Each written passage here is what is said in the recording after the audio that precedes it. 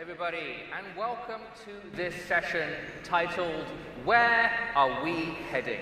My name is Williamson. I am the Executive Director of Specialist Publications at the South China Morning Post, and I'm delighted to be joined by two panelists today with whom I will get into topics of innovation, regulation, resilience, and of course, future travel trends.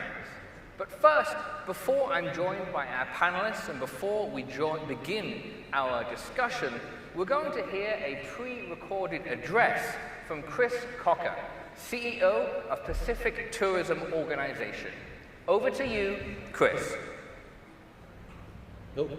Warm Pacific greetings, and thank you, Pata, for the opportunity to share our Blue Pacific. As we convene today for the PATA Annual Summit 2024, I am privileged to speak on behalf of the dynamic Pacific tourism sector. But before moving on, who is SPTO? Established in 1983 and based in Suva, Fiji, the only intergovernmental regional organization for tourism in the region. Our mandate is to market and develop tourism in the Pacific. We have 20 Pacific Island member countries. We have over 100 private sector members. Our vision is our Pacific Islands, empowered by benefiting from sustainable tourism. Our mission, sustainable tourism development through innovative partnerships. Our region is renowned for its awe-inspiring natural landscapes and rich cultural tapestry, confronts many pressing challenges that necessitate our collective focus and cooperation. We have limited and expensive air access, which is a significant obstacle hindering our region's tourism growth. The pandemic inflicted unprecedented hardships on modern tourism, with small island development states, including the Pacific Island countries, experiencing a high loss of skilled labor. Climate change, environmental degradation, natural disasters, and over-tourism present formidable obstacles to our fragile ecosystems and indigenous communities. Yet within these challenges lie vast opportunities for innovation and sustainable growth. The journey ahead is one of transformation, transforming tourism into a force for good that uplifts our communities, honors and promotes our diverse cultures, and safeguards our natural treasures. Furthermore, transformation involves getting the balance right for the Pacific people, based on informed decisions from crucial data and insights, and propelled by technological advancements and a deeper recognition of the importance of responsible tourism practices. Sustainable tourism will only become a reality in the Pacific with a shared understanding, clear priorities, and a collaborative approach to addressing them from local communities, industry, travelers, and national, regional, and international partners such as PATA. Such a collaborative approach will also unlock the Pacific's true potential and forge a path towards a more inclusive and sustainable future. Our Pacific Sustainable Tourism Policy Framework is our compass on this journey. This framework was recognized in November. SPTO was awarded Promote Partnerships for Development in the Commonwealth category at the Commonwealth Secretary-General's Innovation for Sustainable Development Awards in 2023, held in Nairobi, Kenya. This acknowledgement reflects SPTO's commitment to addressing crucial development challenges by creating innovative solutions. However, my fellow delegates, we can undertake this endeavor alone. I implore you to stand in solidarity with the Pacific tourism sector. Together, we have the power to shape a brighter, sustainable future for the Asia-Pacific travel industry, one grounded in principles of respect, responsibility, and reciprocity. Thank you for your attention and commitment, and let us embark on this journey together. Please enjoy our 1-minute promo video, Welcome to the Pacific, where ours is yours.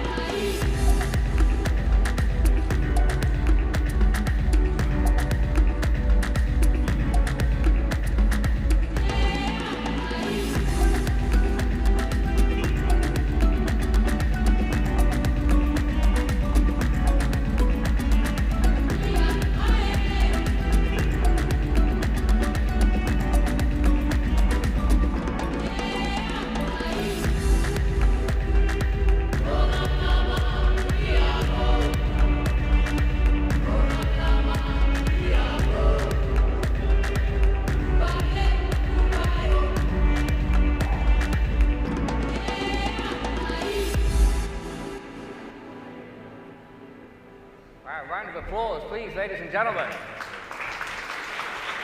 Thank you so much, Chris Cocker, for sharing your stories, your compelling insights, and of course, those amazing visuals. If our two panelists will come up and please join me, I'm now delighted to introduce the two individuals I'll be having this discussion with. Sarah Wang is the Regional Director, Asia, of the World Travel and Tourism Council, the global authority on the economic and social contribution of travel and tourism.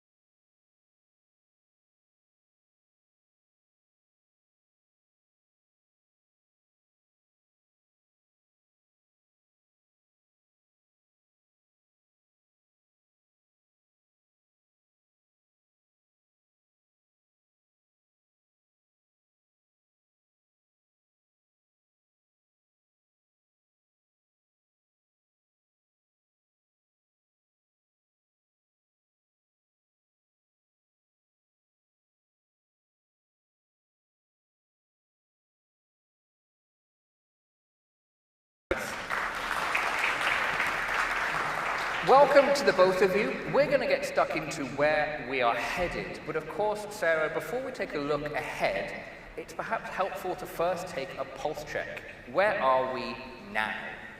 Sarah, the World Travel and Tourism Council produces an annual report, the Economic Impact Report, which measures key global economic impact of tourism, focusing on key indicators such as contribution to GDP and job creation.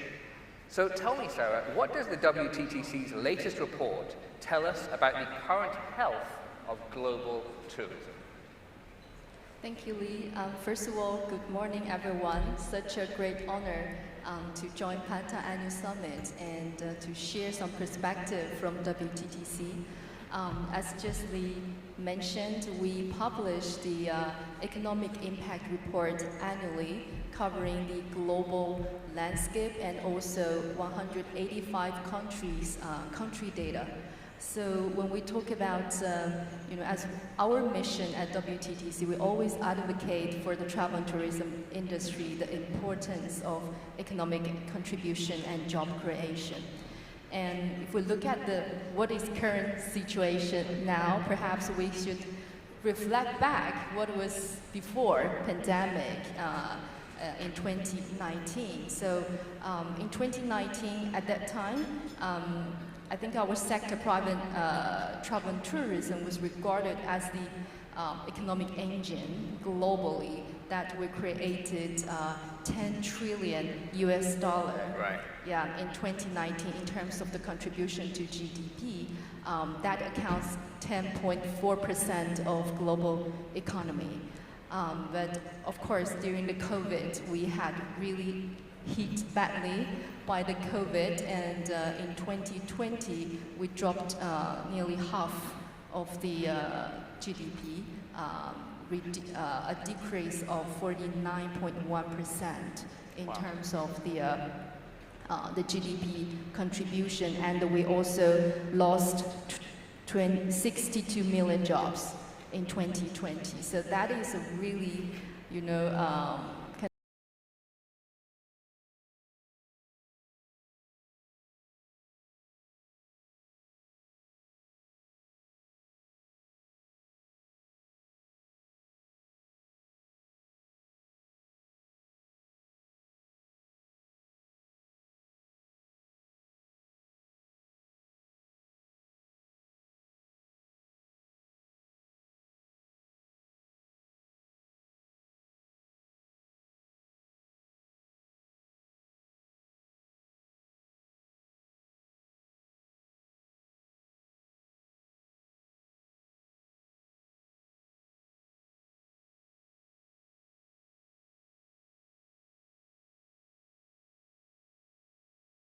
Asia Pacific, because we had a prolonged restriction on travel. So, right. but for the forecast of 2024, we do see a very positive forecast, and we're not only coming back, but we'll break all the records for 2024. So we forecast that by the end of this year, the global travel and tourism GDP will reach 11 trillion, which is more like beyond the pre-pandemic time. And also for the next 10 years, we forecast 3.7% of annual growth of travel and tourism compared with the 2.4% of global economy. So that is outpace the development in general. So I should say we're very positive, although there's still a lot of challenges in the process of recovering and going beyond, but we do see a very positive future. So 10 trillion economic impact in 2019, and you're projecting 11 trillion this year. So an increase of 1 trillion. And you know what they say, 1 trillion here, 1 trillion there. When you add it up, it starts to become real money, huh? As well. You talked about the global economic impact when the COVID-19 global pandemic slammed the brakes on the tourism industry. Shijun, how did that same pandemic change traveler behavior patterns? Exactly what trends has the World Tourism Alliance observed have changed, maybe for good? Yeah, first of all, thank you, Lee, and I feel privileged to be invited by PATA and sitting here to share part of our observations from WTA. I know yesterday there's a China dialogue, and this morning I heard about the trends by Caroline. And yes, I just want to share part of my views on the so-called trends. Please. And as we all know, that tourism is, the largest and the fastest-growing industry in the world, and also the pillar industry for many countries and regions. And depended up by the large demand for travel, the resilience. You know, we are talking about resilience this couple of days.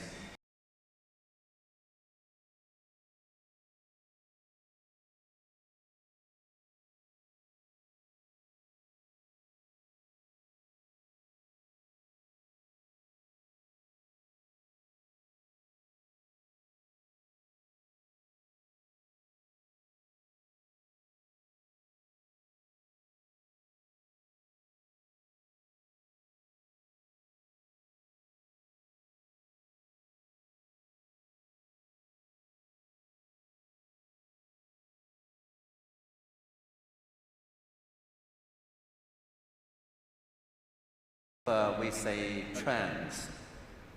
Firstly, tourism has experienced a deepening diversification. The tourism enterprises are taking changes actively for the business model and the business strategies. They are exploring the integration of tourism plus or plus tourism. You know, they are trying to broaden the market segmentation for the so-called new project or events such as sports, concerts, folklore festivals, etc. There are many. And secondly, travelers have developed new habits. We say new habits, because China's travel market is a little bit different from the others. It is immature. We are a developing market, not mature market. So we say in the light of China market, they have some new taste. They have shifted their travel preferences before they make a decision to travel. And thirdly, I think travelers are more than, care more about they feel, they experience during travel. They don't care like before, say what you say about my travel, how much I spend. Now they only care about what they feel during the trip, right? And the next is the destination-wise. The local governments has been improving the infrastructure constructions, visa facilitations, say payment services, etc. Since they realize that they have to provide the hardware as good as possible. And as we've noticed, yesterday I heard one of the speakers mention the social media. That is one of the big things I want to talk. The social media is playing a very significant role in nowadays travel decision making, right? So they have changed fundamentally the way that travelers could search, read, and trust, and also social media could, provide more information about the travel providers' informations and destinations.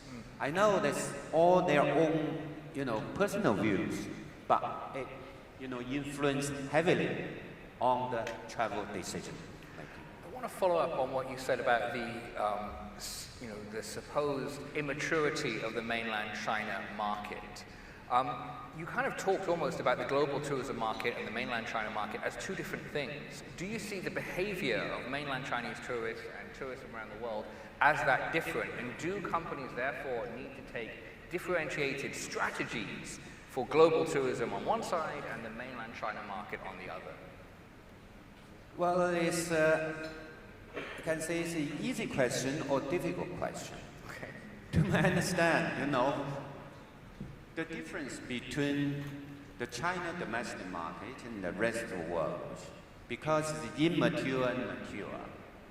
And now people, try to concern what they wish to do. They really don't care. They want to travel with friends, families, as the other part of the world. But it's not used to be.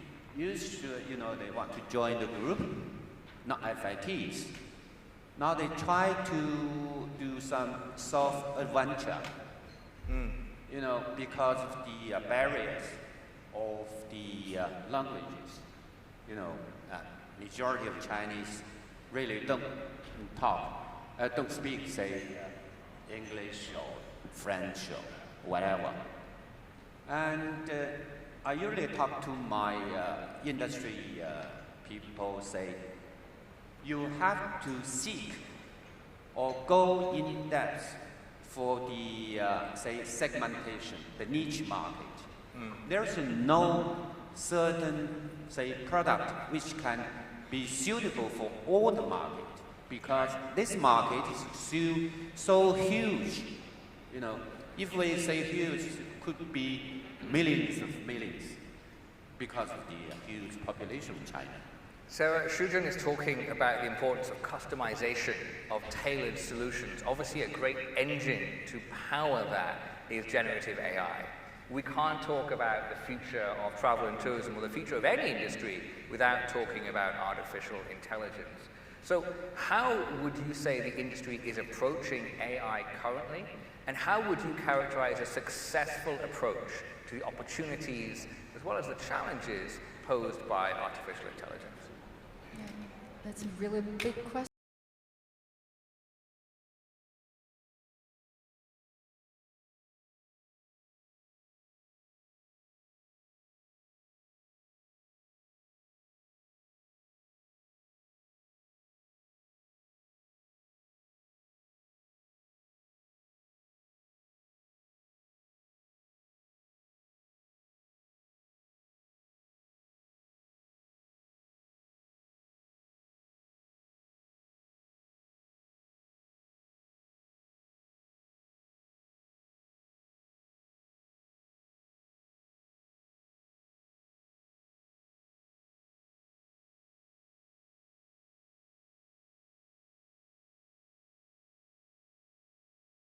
Expected compared with previous digital translation.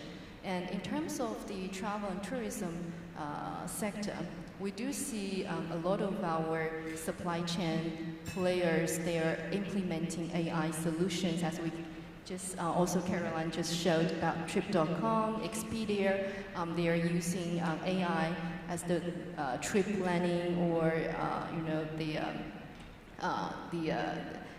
as the customer, part of their customer service. But we also see that by using AI, like Hilton hotels, they are also using AI program to reduce the waste. And so that also, we see a good force that AI can do for our sector. And of course, in terms as AI is, has the power of data, that, as you said, the customized experience and marketing strategy, decision, pricing decision that business can conduct by using the support of AI. I think that there's a lot of areas that can be supported by AI. Just hope to give you an example.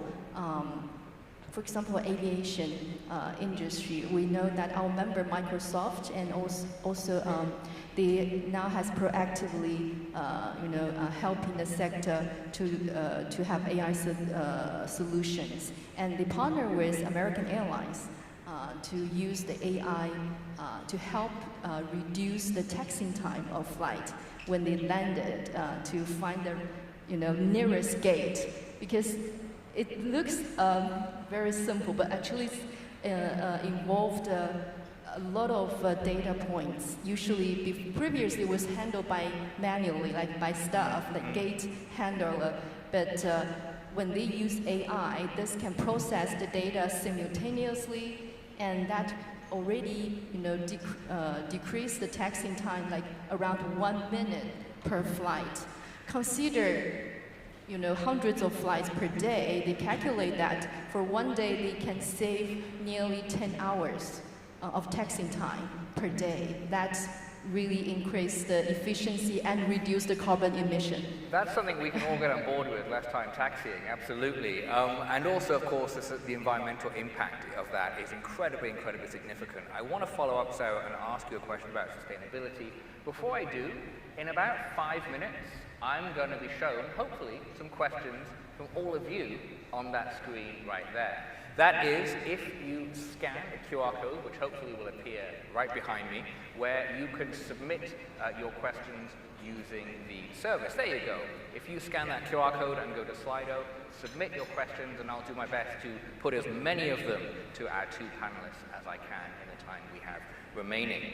But before we get to that, Sarah, you mentioned sustainability. The WTTC has done a lot of work on how hotels can work to be more sustainable. From the compelling, comprehensive data we just heard from Euromonitor, we see that's something that travelers increasingly demand. What have been some of your organization's key learnings that you've been evangelizing through your many reports to your member organizations? Yeah, thank you for. I think this is something I really want to say about the sustainability. Sustainability has been one of our key strategies of our work. And 2 years ago, we started a program called Hotel Sustainability Basics, which we aim by using this program, this initiative, to help the hotel industry in their journey of green actions. Because as with all the professionals here, there's a many framework of sustainability framework that can help hotel globally.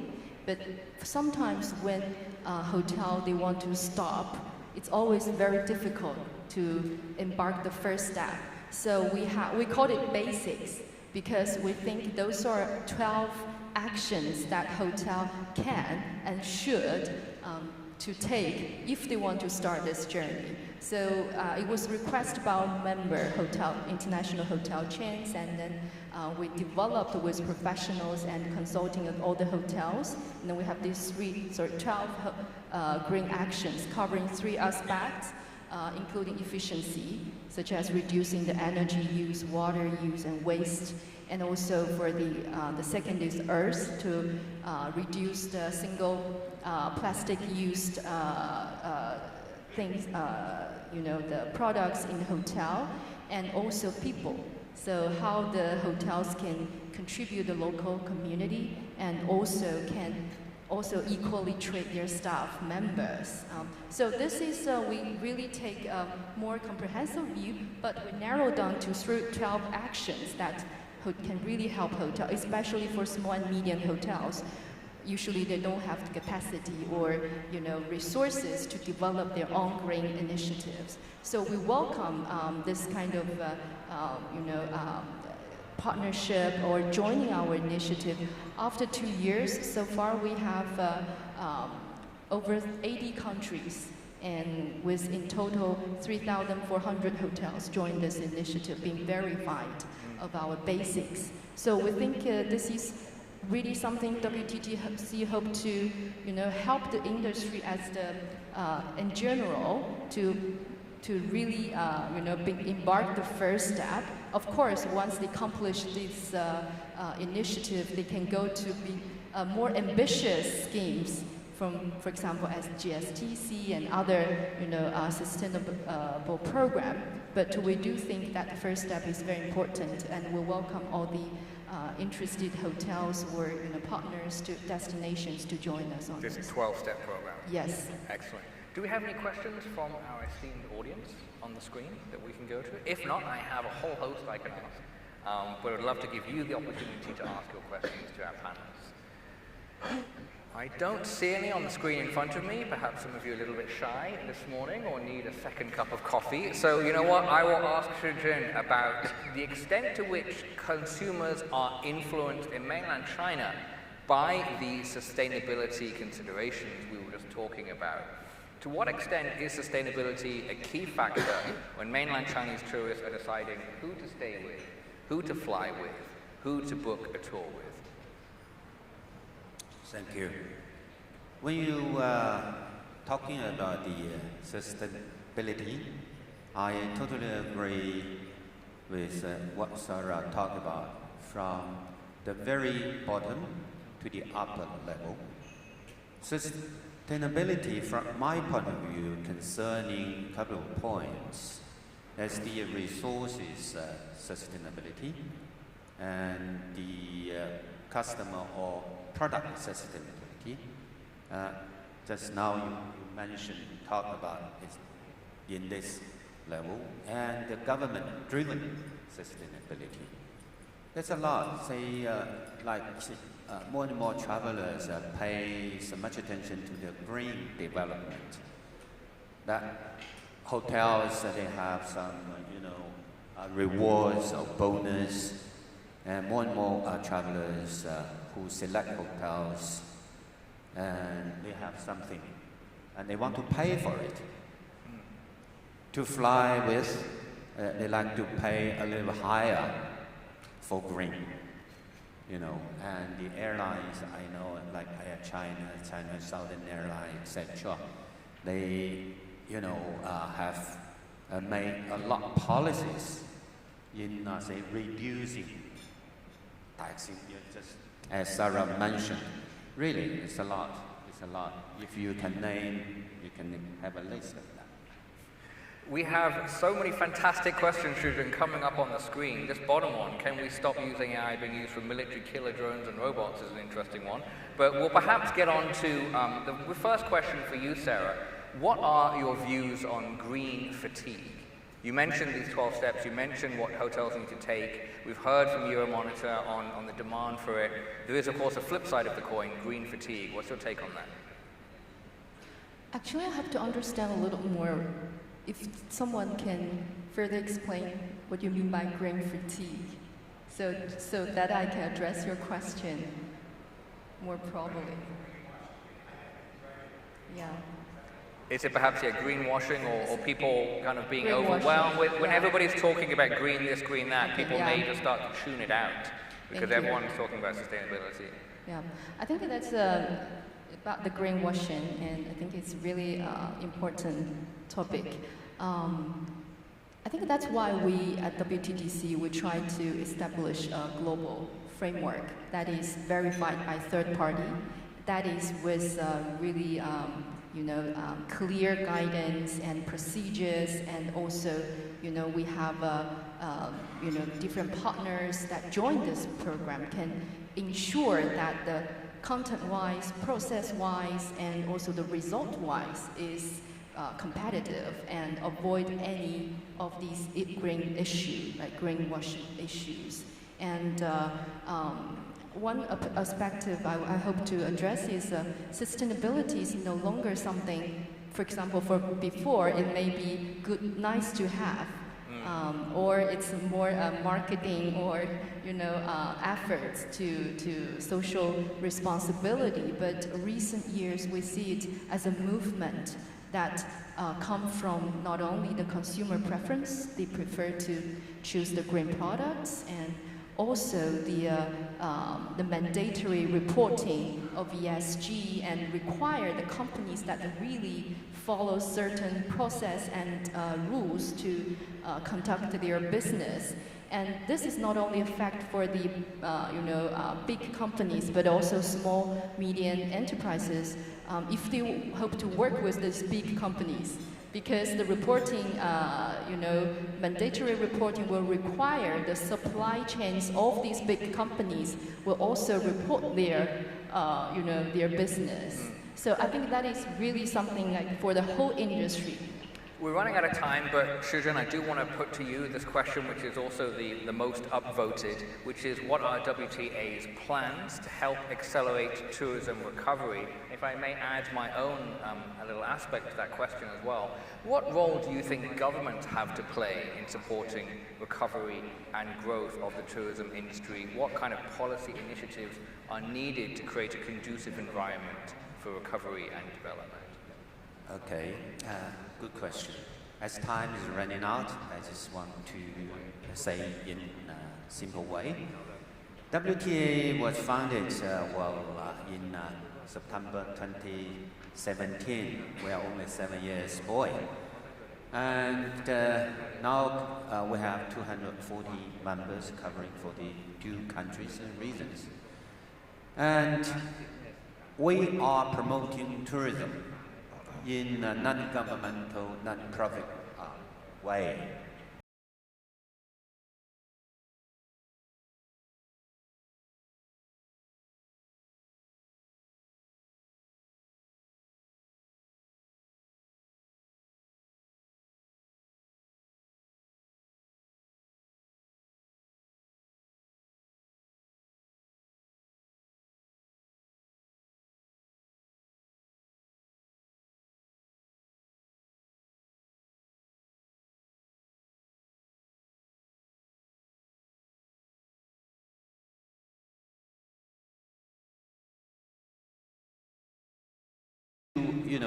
Discuss to be partnership with the different industry government organizations to facilitate, to exchange the views, the market information. Market is a market. We want to achieve the win-win, the results. That's our role, I think. And we also do some reports, which can be shared on the website. And the second question is what the governments, government. I think especially after the pandemic, from what the Chinese central government done, that we can pick up out several actions. First you have to, actually the central government has issued a couple of policies to support the local tourism authorities, especially the tourism enterprises. This is one thing to enhance the development of tourism, because we know all the tourism enterprises or agencies suffer a lot from the pandemic. And secondly, I think they have to pay much attention for the hardware build and improvement. That means investment. And thirdly, they have to say a sort of rewarding policies.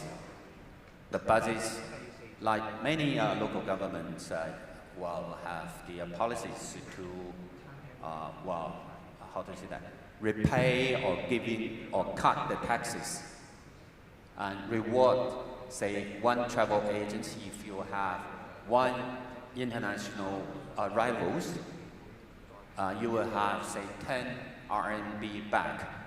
That could be a lot. That could be a lot. And fourthly, I think the government need to educate or, say, training the tourism talents. You know, that's more important. People and Thailand are more important than anything else.